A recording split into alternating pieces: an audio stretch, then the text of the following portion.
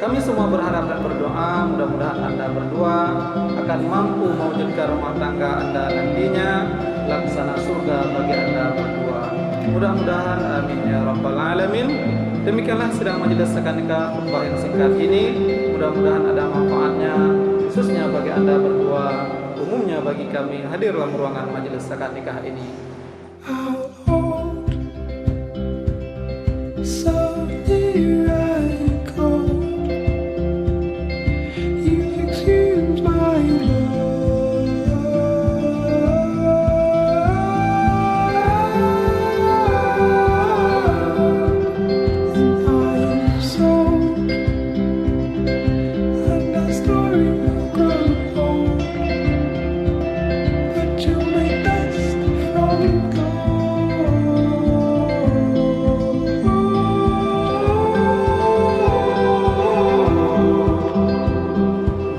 Bismillahirrahmanirrahim. Bakhru Zikrullah bin Junaidi.